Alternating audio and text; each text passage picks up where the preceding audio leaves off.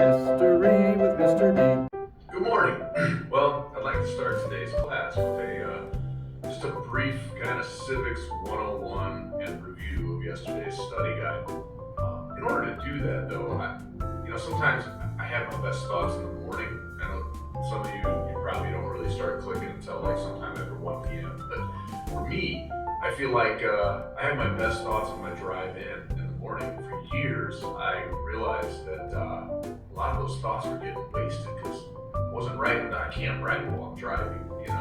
So I started recording myself sometimes, whether it be on the voice recorder, but sometimes I'll actually film myself. And disclaimer: the phone is always in a secure location, hands-free, so legal. But yeah, I safely record myself, and I get ideas down. Today's, I feel like I'm going to go ahead and just bring in an alternative version of myself, and I'm going to let me driving into work take it from here very briefly, and then I'll be back with you because the camera cuts off. Think about it like this. The Constitution is a do-over. It's a second attempt. It's the final copy after a rough draft. Right? We fought the Revolutionary War and we defeat the British. It's this unbelievable upset. Like, we had no business even fighting the British, let alone beating them, and then instituting a government that really had never been tried before, where you don't have any kind of a hierarchy. You're taking a modified version of ancient Greece and ancient Rome. And by the way, the founding fathers researched all of those ancient societies. I mean, up to the point of the 1780s, every society that had successfully existed, every society that had crumbled and failed, was taken into account. What they did right, what they did wrong, where they were successful, what their weaknesses were, and they factored that all in. And most importantly, they looked at their own failure, the abject failure of the Articles of Confederation, which was a government system that completely lacked any kind of teeth, any kind of authority.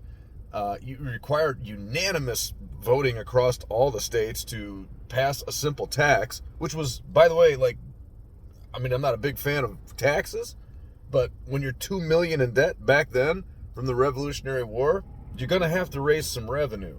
So it was a problem. It was a mess.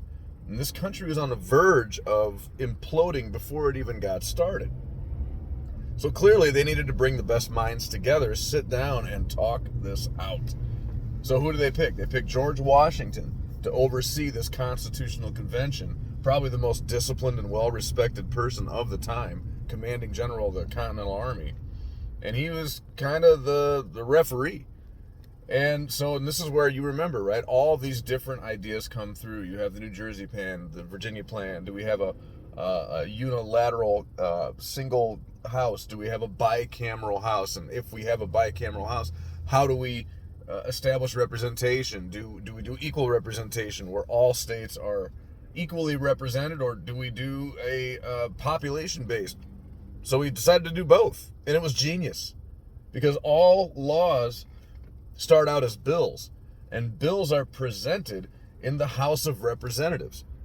Currently, we have 435 members of the House of Representatives, and a state like Wyoming, which I think at present is the lowest population, they don't send the same amount of representatives to the House as, say, California. California is massively populated. So a percentage of the population is represented through the people that are elected in do elections, and then they go to Washington, D.C. and represent the will of the people, or so they should, of the region or district that they are elected from. And that's where bills start, from that huge collection of 435 people from a country of 300 million, whittled down to 435 members across all 50 states. So they debate, and they propose. And when a bill gets passed through the House, guess where it goes next?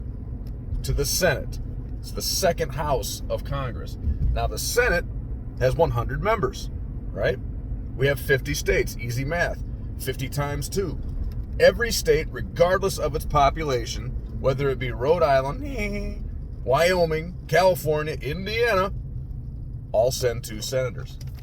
The idea being, if a bill is good enough to pass the House, which is based on population, in order to create fairness for the states that don't have as many people as the others, we don't want the will of the most populous areas and most populous states, because with higher areas of population come different political ideologies. It's natural, right?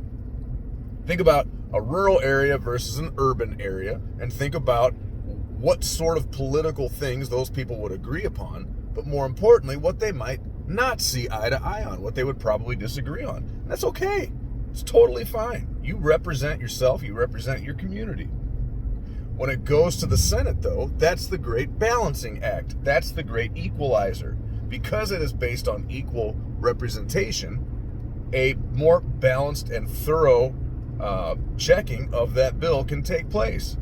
And in theory, and largely correctly, if a bill is good enough to pass the Senate with equal representation, it is perhaps good enough to be a law. So what's the point? Well, that's the beauty of it. They're really, the point is whatever you want it to be. You know, in this country, the way that we're set up with our laws and our rules, every state is like a laboratory of democracy. A lot of government teachers and history teachers like to throw that around, but it's true. We're all experimenting with this process of self-government for over 200 years, and largely, it's worked. System's a little broken, system's a little inflated, but it works. And it's perfect in that regard. You see, the Founding Fathers left doors open on purpose, and they made this system with checks and balances incredibly complex to safeguard against tyranny, to safeguard against people stealing your rights away. Even if they're trying, it's very, very difficult because there's a lot of red tape and a lot of processes for them to go through. I think it's really important, guys, and I hope you hear me on this. In the world that we live in today that is so divided with, you know, people are literally kind of making their own personal existence around hating on other people, being a troll online, dividing people on purpose, bullying, basically.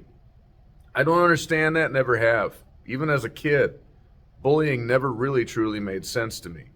I was always one that was looking for compromise. I was always trying to find the good in other people. And I think a lot of us are that way. We just sometimes are too afraid to say it, or maybe we're just too defeated to say it. Either way, it is important in times like this, always, but in times like this, when the world seems so divided, to not throw away what we have here, to appreciate this system that we have. The world is a very dangerous, devious, and scary place. And this country was founded to be a safeguard against that. It's kind of the last stand for liberty. It's kind of a safe haven for people who, regardless of political affiliation or religious background or culture or ethnicity, can come to a country and live free with protections of life, liberty, and pursuit of happiness, and guaranteed rights that are not given to you, that you're born with, protected by the Constitution and Bill of Rights. So before you criticize and before you lose faith, I would urge you to pay attention and take as much away from this Constitution chapter as you can, because if you're a citizen of this country, I think you should be aware of what our civics are and how our government is funded and what rights you actually have that are guaranteed, by the way. So think about it, own it, and until next time, this has been History with Mr. D.